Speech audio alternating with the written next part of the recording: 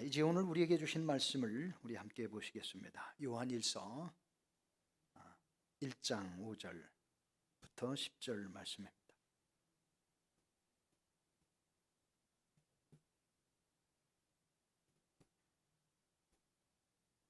요한일서 1장 5절부터 10절까지 제가 봉독하겠습니다. 우리가 그에게서 듣고 너희에게 전하는 소식은 이것이니 곧 하나님은 빛이시라. 그에게는 어두움이 조금도 없으시다는 것이니라.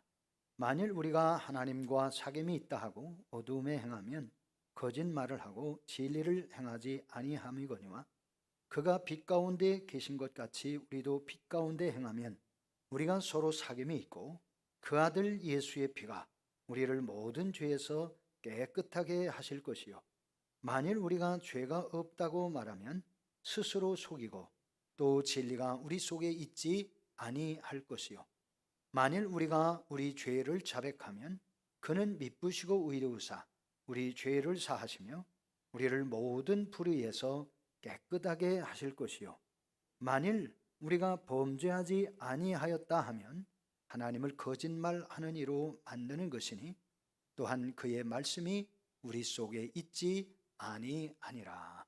아멘. 할렐루야. 오늘 저는 이 말씀을 가지고 그 아들 예수의 피가 라고 하는 제목을 가지고 함께 말씀을 나누면서 은혜를 나누려고 합니다. 제가 서울에서 신학교 다니던 시절에 있었던 일입니다. 어느 날 모 장로님이 양복을 맞춰 입으라고 하시면서 30만 원을 주셨어요.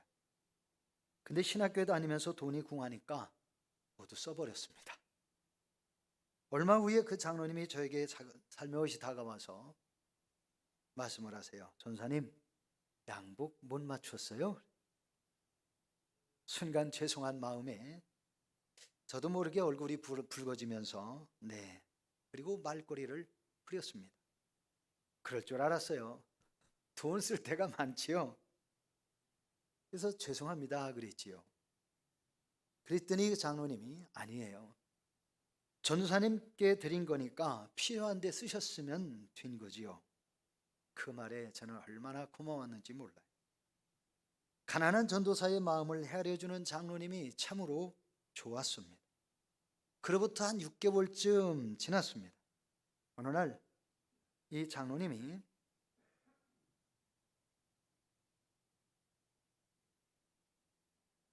저에게 양복을 맞춰 주어서 양복을 입은 단벌 신사가 되었습니다. 그때는 장로님이 아예 사람을 붙여서 저를 데리고 양복점에 가가지고 풀 세트로 맞추어 주셨습니다. 돈으로 주면 쓸 데가 많아서 모두 써버린다니까 아예 맞춰드려야 한다고 사람을 붙여서 보낸 겁니다. 하얀 와이셔츠에 검은색과 곤색의 중간쯤 되는 고급 색감의 양복을 맞추었습니다. 그리고 며칠 후 제 생애에 처음으로 하나님의 은혜와 사랑으로 입게 된 양복, 그 양복을 입고 주일날 예배에 참석하였지요. 어찌나 감사했던지 그때는 정말 가난했습니다. 그에 비하면 지금은 엄청 큰 부자로 살고 있습니다. 그때 그렇게 하나님이 양복을 선물로 주시더니 곧바로 저를 들어서 하나님이 사용하시는 것 같았습니다. 양복이 생기자 신학교 채플에서 많은 하나님의 말씀을 전할 수 있는 기회가 오더라고요. 교회에서도 수시로 단에 세워주셔서 말씀을 전하는 기회를 여러 차례 누리게 되었습니다. 저는 그때 깨닫기를 저에게 때를 따라 필요한 것을 미리 공급해 주시는 하나님이 계심을 알게 되었습니다. 때를 따라, 하나님은 때를 따라 이른 비와 늦은 비를 풍족하게 내려주시는 하나님이라고 성경에 기록하셨지요. 그런데 어느 날 문제가 터졌습니다. 볼펜에 잉크가 새서 하얀 와셔스 왼쪽 주머니가 까맣게 물들어 버리고 말았습니다. 큰일 났다는 생각에 락스라고 하는 세제가 생각이 났습니다. 그래서 잉크로 더럽혀진 셔츠를 락스로 빨면 되겠다 싶어서 락스를 사다가 잉크가 번진 곳에 조금 붓고 비볐는데 잉크는 좀 빠지는 것 같아지만 이게 또 번졌고요. 번질 것뿐만 아니라 락스 묻은 데하고 묻지 않은 곳하고 완전히 색깔이 달라져 가지고 고민이 돼버리고 말았어요. 그래서 이번에는 어떻게 했는가, 락스를 아예 물에다가 풀어가지고요, 거기다가 와이셔츠를 푹 담궈 버렸습니다. 아주 락스를 진하게 풀어가지고 막 섞어서, 그리고 풀어가지고 한참 담궜다가 꺼내면 깨끗해질 줄 알았어요. 그랬더니 큰일 났습니다. 이제는 한 군데가 그런 게 아니라 온통 이 셔츠가 얼룩얼룩하면서 색깔이 변해가지고요, 분명히 하얀색인데 하얀색으로 돌아오지 않고 엉뚱한 색으로 탈색이 돼버리고 말았어요. 그래서 수도가 앞에서 대야 옆에 앉아가지고 빨래를 하려고 빨래비누 가지고 갔다가 아주 망연자실하고 그것을 들고 쳐다보면서 고민을 합니다. 입을 수도 없고 버릴 수도 없고 어떻게 하면 좋은가. 그런데요, 마침 그때에 어느 권사님이 다가오시더라고요. 선사님 빨래하세요? 하고 그러시더니 아니 와이셔츠가 왜 이래요? 하고 묻는 겁니다. 그래서 볼펜 잉크가 주머니에 묻어서 락스로 빨았더니 이제는 입지도 못하게 됐네요 하고 아주 걱정스럽게 말을 했습니다. 그랬더니 그 권사님이요, 하하거리면서 한참 웃으면서 나는 속상해 죽겠는데 그 양반은 아주 열심히 웃는 거예요. 그러면서 그 권사님 그거 빨지 말고요, 그냥 물에다 담가 놓으세요. 그리고 전사님 다른 볼 일이나 보세요. 제가 이것을 깨끗하게 다 정리해서 전사님 갖다 드리겠습니다. 그리고서는요, 그분이 그것을 가져갔더라고요. 다음날 그 권사님이 옷걸이에다가 셔츠를 매달아 가지고 왔는데 아주 깨끗하고 원색으로 돌아온 와이셔츠를 가지고 왔어요. 저는 새로 사온 줄 알았어요. 그랬더니 사온 게 아니라 제가 입었던 와이셔츠 그거였습니다. 아니 권사님 어떻게 이렇게 됐어요? 다 방법이 있지요. 그리고는 그때 그것을 해결한 세제 이름을 가르쳐 주었는데 저는 잊어버리고 말았습니다. 셔츠에 묻었던 잉크의 문제가 락스로 해결하지 못하고 오히려 더 심각한 문제를 초래했지만 그 문제까지 해결할 수 있는 세제를 사용해서 그 권사님은 원색으로 표백된 와이셔츠를 저에게 도로 가져다 주었어요. 깨끗하게 대리미질까지 해가지고 그렇게 갖다 주셨어요. 이와 같이 인간의 죄 문제를 해결받을 수 있는 것은 이 세상의 어떤 세제나 어떤 인간의 수단이나 그 어떤 방법으로도 해결될 수 없습니다.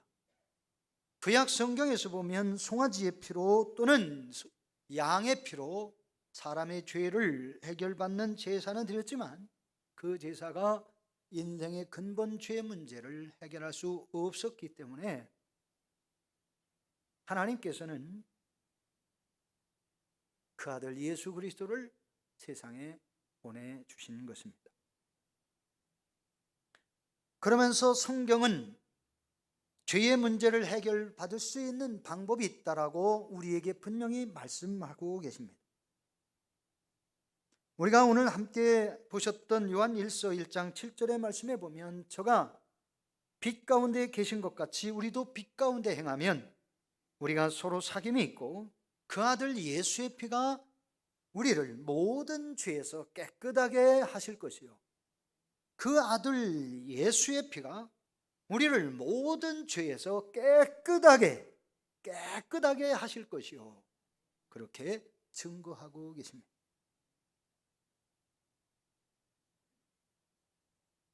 그렇습니다.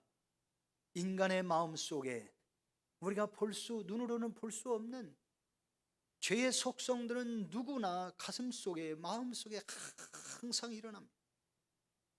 육체의 정욕도 일어나고 탐욕도 일어나고 우리 말로 표현할 수 없는 갖가지 죄성들이 우리 속에는 끊임없이 하루에도 수십, 수백, 수번, 수차례나 그렇게 우리를 움직여서 죄의 사람이 되게 하려고 미혹하는 경우가 참 많습니다. 젊은 사람일수록, 혈기왕성한 사람일수록 더욱 그렇고 활동력이 강한 사람일수록 더욱 그럴 수 있습니다. 또 조용하다고 모든 그러한 죄의 속성에서 자유한 것이 아니에요. 조용한 사람도 그 죄의 속성과 유혹은 끊임없이 찾아오게 되어지죠. 그래서 인생은 때로는 생각지 못한 어려운 일을 당하고 억울한 일도 당하고 죄를 범하기도 하고 죄에 자기도 원하지 않는 가운데 빠지는 경우도 참 많습니다. 불교에서는 인간이 당하게 되는 모든 문제는 인과응보의 문제라고 합니다. 인과응보의 말은 전생에 악을 뿌렸기 때문에 이 생에서 그대로 악을 거둔다고 하는 말이지요. 인과응보는 벗어버릴 수도 없고 그대로 받을 수밖에 없는 것이 이치라며 아무리 억울해도 억울해하지 말고 전생에 뿌린 씨앗을 받는 거니까 그대로 받아들여야 한다고 불가에서는 말하지. 그러면서 이 스님들이 뭐라고 하느냐? 나무아미탑을 관세음보살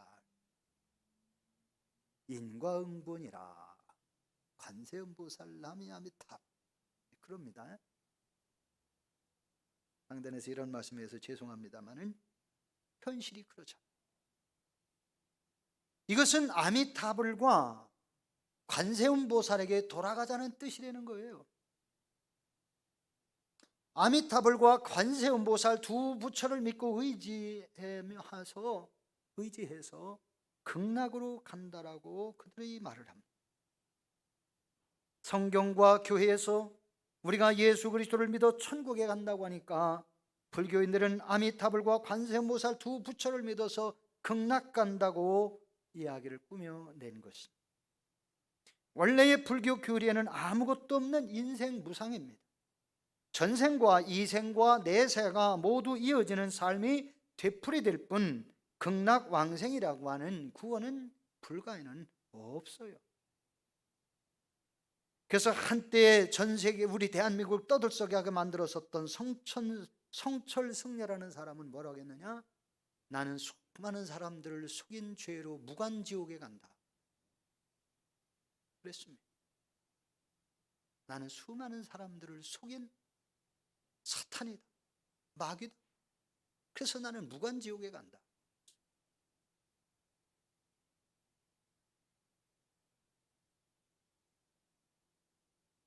이 세상의 그 어떤 종교에서도 인간의 죄의 문제를 해결하고 죄를 깨끗하게 씻어 정결케 할 수 있는 종교는 없습니다. 우리 기독교가 있잖아요.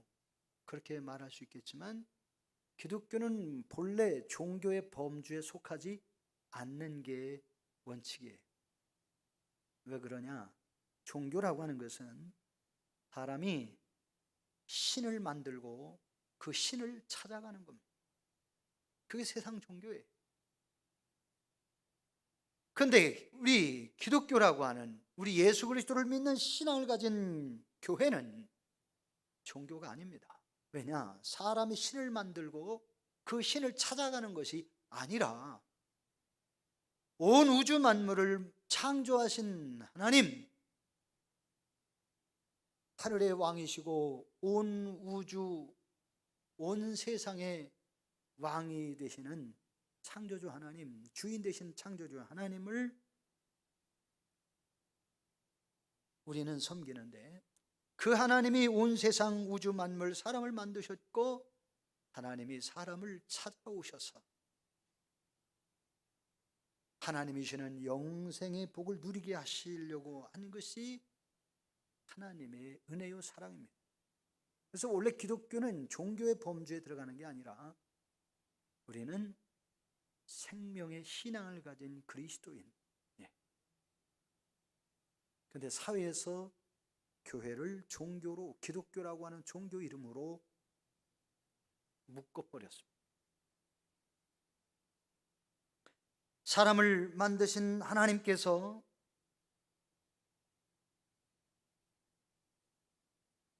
죄와 허물로 죽고 하나님을 불순종하고 대적하고 그리고 죄와 허물로 죽었던 인생을 불쌍히 여겨서 그 사람들로 하여금 하나님이 주신 은혜와 복을 누리며 살게 하시려고 찾아오셔서 생명의 길을 열어주신 분이 하나님이세요. 그래서 우리 기독교는 종교가 아닙니다. 엄밀히 따지면 종교가 아닙니다. 이 세상의 그 어떤 종교에서도 인간의 죄 문제를 해결하고 죄를 씻어 깨끗하게 하는 방법을 가진 종교는 그래서 없습니다. 우리 인간의 모든 죄는 십자가에서 흘리신 예수 그리스도의 보배로운 피로만 해결받을 수 있습니다. 잉크로 더럽혀졌던 저의 셔츠가 어떻게 새 것처럼 하얗게 표백되었을까요? 저는 그 방법을 전혀 모릅니다. 그 표백 세제를 만든 회사의 설명서를 잘 참조해서 그대로 따라하면 세제가 셔츠를 깨끗하게 변화시키는 것처럼 사람을 만드신 하나님께서 말씀하시고 성경에 기록하신 대로 우리가 믿고 하나님을 따라 살면 우리의 모든 죄가 깨끗하게 용서받고 구원받아 하나님의 자녀가 되어지고 천국에 가게 되어지는 것을 성경은 우리에게 증거하고 계십니다. 죄인이 정말 예수님을 믿고 참으로 죄를 회개하면 예수님의 피의 능력을 체험할 수 있습니다. 예수님의 피의 능력을 체험해서 우리가 죄의 용서함을 받아 이제는 죄인이 아니라 할지라도 인간의 원죄의 속성은 저와 여러분을 끊임없이 죄로 유혹하고 육체의 정욕으로 유혹하고 또한 악한 영 사탄은 여러 가지 세상의 환경을 빌미로 삼아서 하나님의 자녀인 저와 여러분을 하나님과 원수가 되게 하려고 하나님을 떠나고 죄 가운데 살게 하려고 유혹하고 있는 것이 현실입니다. 그래서 우리는 악한 영들의 주는 생각과 마음으로 살면 마침내 아담과 하와처럼 죄인이 될 수밖에 없고 결국 멸망하게 되어지는 것을 우리는 알아야 합니다. 세계 역사를 보면 속죄에 대한 다양한 신앙들을 찾아볼 수 있습니다. 우선 우리나라 사만시대에는 천군, 하늘의 임금께, 하늘의 왕께 제사를 하는 제도가 있었습니다. 성경에서처럼 사람이 부지 중에 죄를 지으면 소도라고 하는 것으로 도피하여 하늘의 신인 천군께 제사하고 천신께, 천군 천신 같은 이름입니다, 제사하고 속죄하며 배상하는 제도가 있었다고 합니다. 그리고 우리나라의 제주도를 옛날에는 탐나라는 지역으로 불렸는데요, 탐나라고 하는 제주도에서도 수처녀를 큰 구렁이에게 제물로 바치던 시대가 있었다고 제주도의 역사적인 전설에 의하면 그렇게 이야기를 합니다. 남아메리카 대륙의 고대 문명을 이룩한 잉카 문명이라고 하는 유명한 문명도 있습니다. 그 나라에서는 흉년이 들거나 전염병이 돌고 국가에 큰 재앙이 닥치면 흠이 없는 젊은 총각을 잡아서 제사를 드리는데 제사장이 그 옷을 벗기고 온몸의 죄를 상징하는 여러 가지 색깔을 칠하고 군중들 가운데를 지나게 하면서 군중들이 그 제물을 지나갈 때 큰 함성을 치면서 외쳤다고 그러는데요, 그게 뭐냐, 내 죄를 가져가십시오, 나의 죄를 기억하십시오, 그렇게 하면서 외치면서 그 죄인에게, 그 제물에게 죄를 전가시켰다는 거지요. 그 죄는 그 군중 사이를 지나가면서 높이 쌓아 올린 것 같은 그 제단에, 피라미드처럼 높이 쌓아 올린 제단에 그 제물이 올라가, 그 제물 꼭대기에, 제단 꼭대기에 올라가서 눕히면 제사장의 칼을 높이 들어가지고 그의 가슴을 칼로 했다가 뺀다는 거예요. 그러면 피가 쫙 뿜어 나올 때 그 제사장은 그 피를 받아가지고, 그리고 백성들의 이마에다 묻히고 몸에다 피를 뿌리고 하면서 죄를 용서했다는 속죄 선언을 했다고. 이제는 너의 죄가 없어졌고 신의 진노가 풀렸다. 이제는 신께서 모든 재앙을 거두시고 우리의 나라에 평안을 주실 거다. 이러면서 모든 군중들이 즐거워하면서 돌아갔다고 그러죠. 유럽의 고대 아테네라고 하는 그리스 아테네라고 하는 곳에서도 비슷한 문제가 있었습니다. 유럽 문화의 중심지로 알려졌고 세계 문화의 발상지라고도 할 수 있는 고대 아테네에서 피해 제사가 있었는데요. 지진이 나거나 화산이 폭발하고 전염병이 돌게 되는 이러한 재앙의 때가 되면 신의 진노라고 생각하며 신의 진노를 푸는 방법은 인신제사밖에 없다. 사람이 죄를 지어서, 그러니 우리 사람들 중에 가장 잘생기고 가장 순진하고 순수한, 죄를 짓지 않고 결혼하지 않은 이런 사람을 찾아서, 그리고 돈을 주고 그를 사야 되는 거예요. 많은 돈을 주고서 사다가 그리고는 그를 제물로 삼았다고 합니다.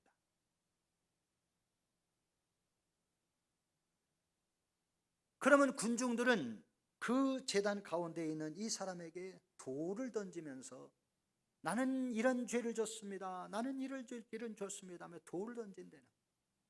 그러면 그 제물은 돌에 맞아 피를 흘려가면서 죽는 데지.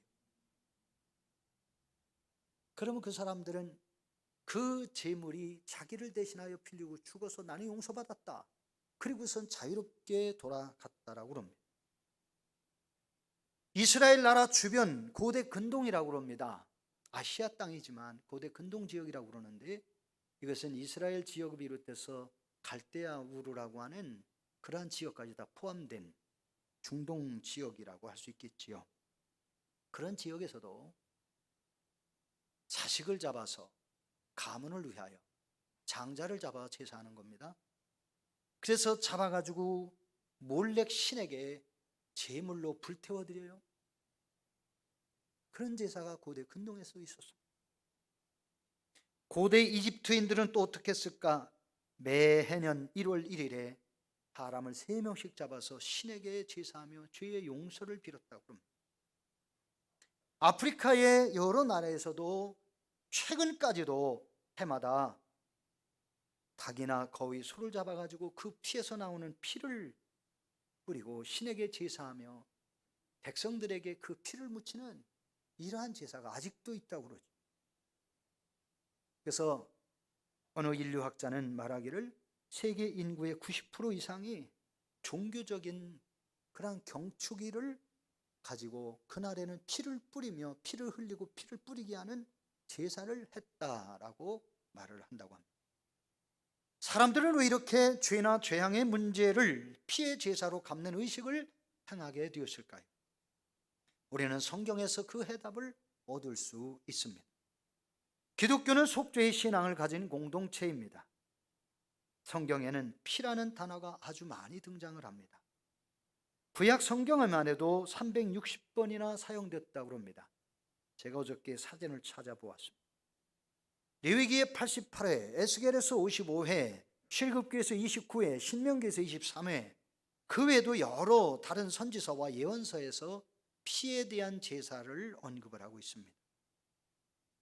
그리고 피는 대체로 두 가지 범주로 나눌 수 있는데, 전쟁과 살인에서처럼 대체로 죽음을 초래하는 폭력과 파괴를 통한 피 흘림이 있고, 또 하나는 신에 대한 희생 제물에서, 하나님께 대한 희생 제물에서 항상 죽음을 초래하는 핏뿌림이 성경에는 있습니다.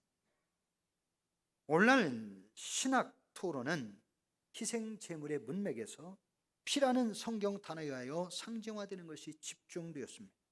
간단히 말하자면 두 가지 뜻이 암시되는데, 첫째는 피가 생명을 상징하는 것이죠. 이게 성경적인 해답입니다. 둘째는 피는 희생제물로서 죽음을 상징하고 죽음을 경험하게 하는 것입니다. 그래서 율법에 의하면 구약의 이스라엘 제사장들은 소를 잡고 양을 잡을 때에 그 소를 잡고 양을 잡을 때 그 목숨을 끊는 사람은 누구냐? 죄인입니다. 죄인이 자기를 대신해서 자기가 애지중지 키웠던 소나 양에서 가장 좋은 것을 흠이 없는 깨끗한 짐승을 가지고 제사장에 와서 제사장이 고백을 합니다. 제사장님, 제가 이러한 죄를 지었습니다. 그러면요, 제사장이 그것을 문구로 씁니다. 그리고 그 죄를 한 마리의 양에게 목에 걸고 또 한 마리의 양에는 그 죄를 읽어서 그 머리에 안수를 하고, 이 양이 나의 죄를 이러저러 한 죄를 대신 지고 양이 죽습니다. 하나님, 이제 이 양의 피를 보시고 나의 죄를 용서하시옵소서. 그렇게 죄인이 그 양에게 기도를 하고, 그러고 나면 제사장이 이제 그 죄인이 그렇게 기도를 하고 양의 목을 따서 피를 흘리게 하는 거예요. 그러면 제사장이 그 양의 피, 속죄 제물로 하나님께 드리게 되어지는데, 속죄 제물을 다 드리고 나서 그 한 마리 양, 죄인의 죄를 걸머진 양은 들로 내쫓아 버리는 거예요. 들로 내쫓아서 이 양이 돌아오면 이 사람 죄 용서 못 받은 거예요. 그러니까 절대로 돌아오지 못할 곳으로 보내야 돼요. 그러니까 어디로 갑니까? 광야로 보내가지고 짐승한테 잡혀먹게. 이것이 구약 성경에 기록된 사죄의 방법이었어요.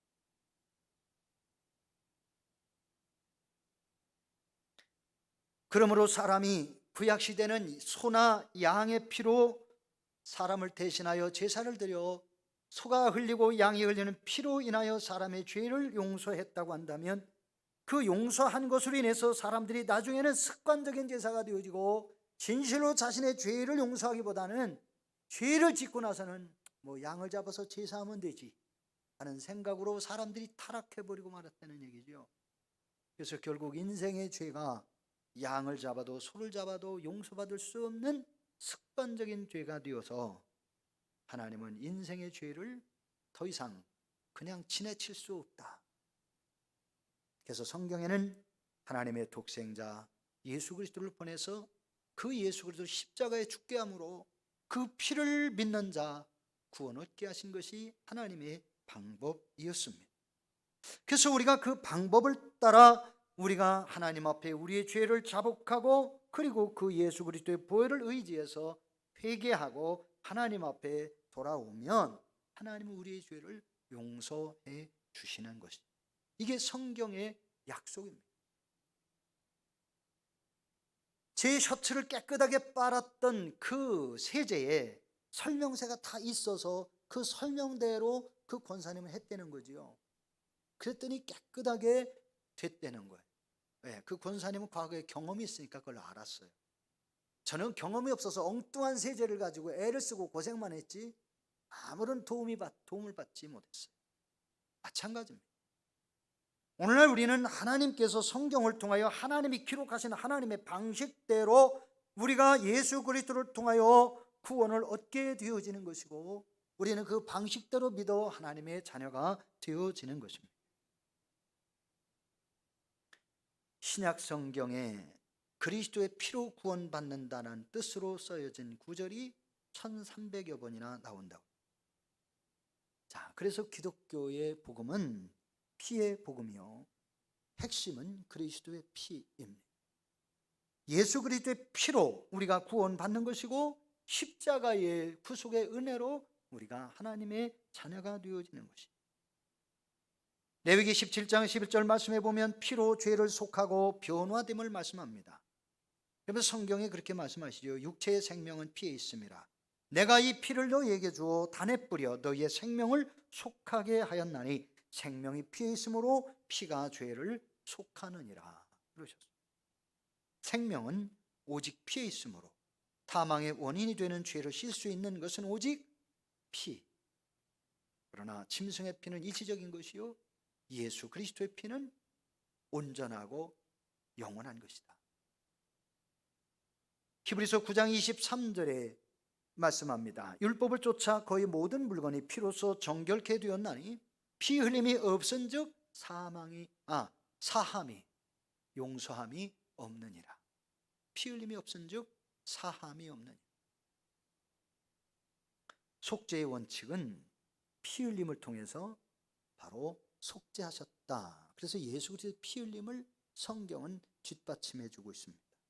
베드로전서 1장 18절 19절의 말씀에 보면 너희가 알거니와 너희 조상의 유전한 망년된 행실에서 구속된 것은 은이나 금같이 없어질 보배로 한 것이 아니요 흠 없고 점 없는 어린 양 같은 보배로운 피로 한 것이라.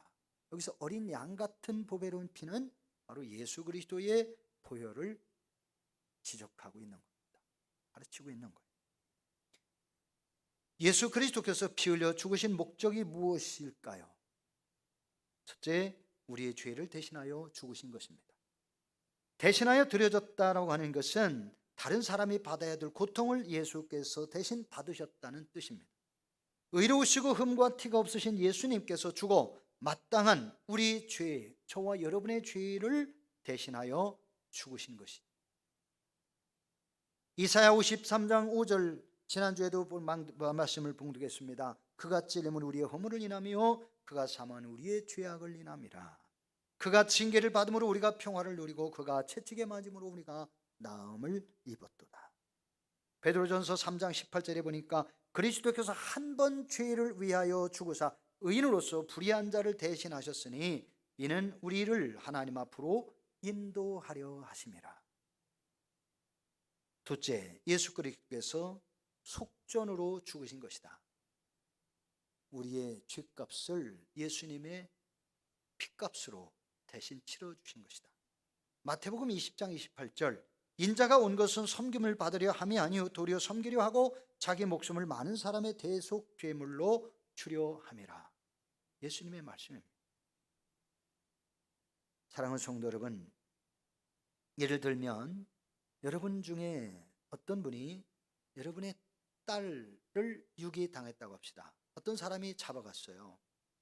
잡아가가지고 그 사람이 딸의 몸값을 가져오려는 거예요. 그러면 이 딸을 무탈하게 보내주겠다. 만일 당신이 신고하면 이 딸을 죽여버릴 거야. 그러니 내 말을 믿고 내 말대로 해. 그래서 몸값을 요구하는 사람이 있었다고 하십시다. 그러면 어떻게 돼요? 딸을 살리려면 몸값을 지불해야 되겠지요. 몸값을 지불하면 그 사람이 살려준다고 그랬으니까 그 약속이 참되다면 몸값을 지불하면 딸은 살리는 거예요.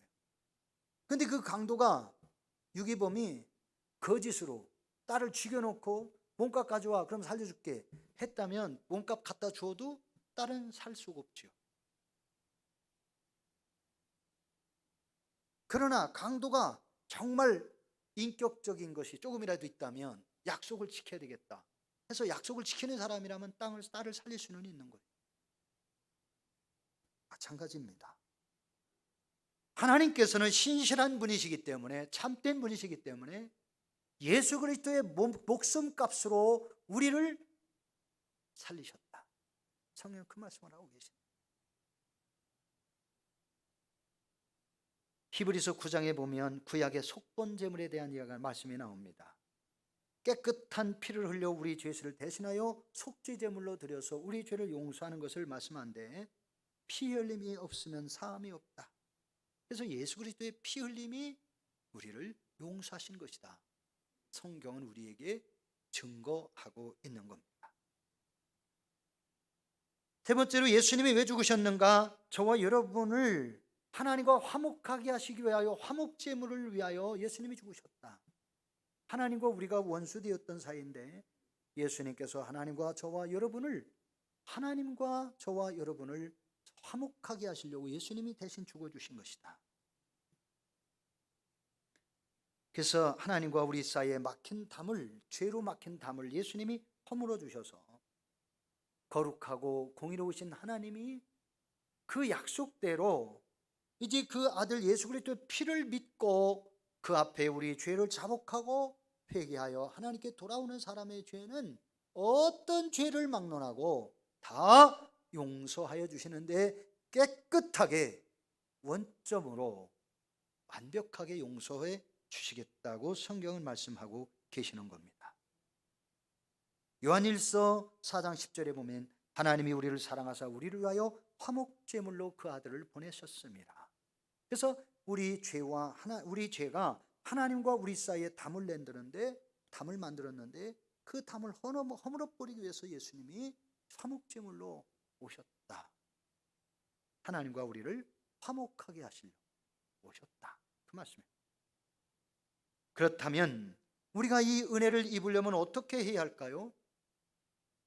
하나님의 약속의 말씀을 인정하고 그대로 믿어야 합니다. 하나님은 신실하신 분이기 때문에 거짓이 없고 하나님의 약속을 번복하시지 않습니다. 그래서 그 하나님을 믿어야 합니다. 예수님은 죄 없으신 하나님의 아들로 세상에 오셨습니다. 그분이 죄 없으신 예수님이 십자가에 피 흘려 죽으시고 부활하신 것은 바로 우리에게 죄를 용서하고 하나님의 자녀가 되게 하시는 이 생명의 약속, 확실한 약속을 우리에게 주신 것이에요. 요한복음 5장 24절을 말씀합니다. 내가 진실로 진실로 너희에게 이르노니 내 말을 듣고 또 나 보내신 이를 믿는 자는 영생을 얻었고 심판에 이르지 아니하나니 사망에서 생명으로 옮겨졌느니라. 그렇습니다.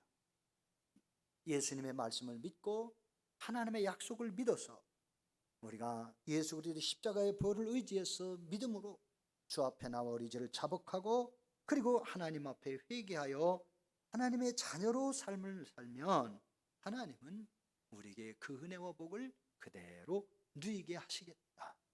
그 말이에요.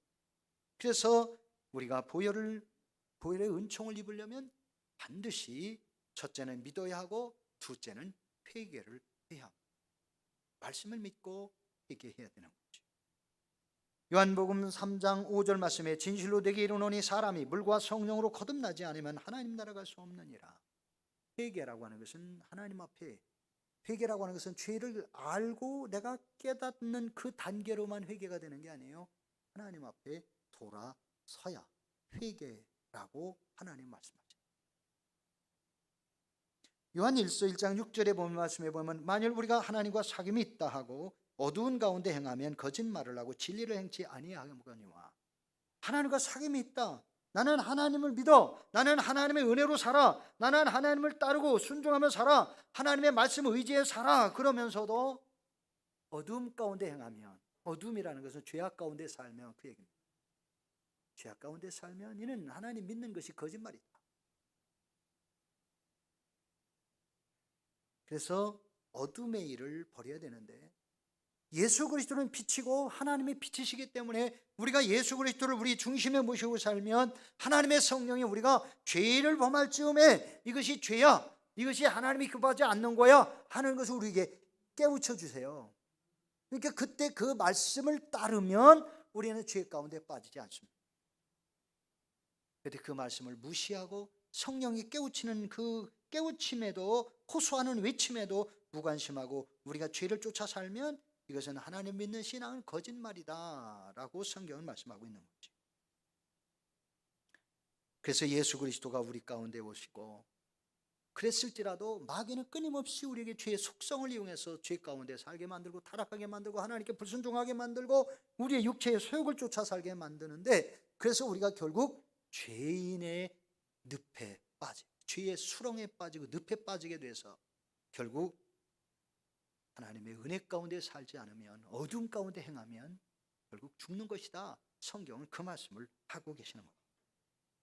우리가 예수님 믿었다고 해서, 회개했다고 해서 하루순간에 그냥 성자로 바뀌는 게 아니에요. 이게 죄라고 하는 것은 습관 때문에 참 무서워. 습관이 안 버려지는 거예요. 습관. 그러니까 조그마한 것은 우리가 그냥 대충 넘어가는데 그런 것조차도 우리를 하나님과 멀어지게 만들고 원수가 만들고 그리고 죄에 빠지게 만드는 그런 고리가 되는 거죠. 그래서 우리가 습관적인 아무리 작은 죄라도 우리는 죄라고 생각되는 것은 하나님 앞에 솔직하게 고백을 하고 기도하면서 우리가 그것을 버려야 돼. 하나님, 나는 죄인입니다. 하나님, 내 속에 자꾸 이런 죄의 유혹이 옵니다. 하나님, 이 죄악의 유혹을 이기게 해 주십시오. 이 죄악의 유혹에 빠지지 않게 해 주십시오. 그렇게 기도를 하고요. 여러분들이 그 죄에 대한 유혹을 단호하게 명령해서 물리쳐야 돼요. 나사렛 예수의 이름으로 명하노니 이 죄의 유혹들은 내게서 떠나가라. 이 죄성들은 내게서 떠나갈지어다. 이 악한 영들, 나에게 이 생각과 마음을 주는 이것들 다 떠나갈지어다 라고 하면서 우리가 진솔하게 명령하고 기도하고 우리가 은혜로 살게 되어지면 하나님은 우리에게 힘을 주세요. 능력 주십니다. 로마서 10장 10절에 보면 사람이 마음으로 믿어 의에 이르고 입으로 시인하여 구원에 이르느니라. 우리가 입으로 시인한다는 얘기는요, 선포하고 명령하는 것을 말합니다. 선포하고 명령하십니다. 누군가로부터 죄의 유혹을 받으면 그 자리에서 그 순간 아이고 가까운 사이인데 어떻게 사탄아 물러가, 어떻게 마귀야 물러가, 그 소리에 그러면 넘어지는, 가까운 사람일지라도 죄를 유혹하면 사탄아 내게서 떠나가라. 너는 나를 죄의 가운데 넘어지게 하는 자로다. 여러분, 친구가 사탄이 아니라 친구의 말과 언어를 통하여 여러분을 유혹하는 사탄이 있는 거예요. 그래서 그 사탄을 물리쳐야 여러분이 넘어지지 않습니다. 마지막 말씀을 보겠습니다. 요한계시록 12장 11절에 또 여러 형제가 어린 양의 피와 자기의 증거하는 말을 인하여 저를 이기었으니 그렇게 어린 양의 피와 자기의 증거하는 말을 인하여, 어린 양의 피와 자기의 증거하는 말, 성경에 기록된 말을 인하여 사단의 권세, 악한 영들의 권세를 이기었다 하는 얘기입니다. 결국 예수 그리스도의 피는 우리의 모든 죄를 자복하고 회개할 때 용서하게 하시고 정결케 하시는 능력이 있습니다. 요한일서 1장 7절에 그가 빛 가운데 거하신 것 같이 우리가 빛 가운데 행하면 우리가 서로 사귐이 있고 그 아들 예수의 피가 우리를 모든 죄에서 깨끗하게 하실 것이요. 할렐루야. 예수의 피가 우리를 깨끗하게 하신다. 주 예수 그리스도께서 저와 여러분의 모든 죄를 용서하시고 구원하셔서 하나님의 자녀가 되게 하셨고 하나님 나라 천국의 시민으로 살 권리를, 주권을 주셨음을 여러분 믿으시고요. 여러분 악한 영들의 유혹을 날마다 물리치고 여러분이 하나님 주신 권세로 승리하시기를 주의 이름으로 축복합니다. 기도하십시오.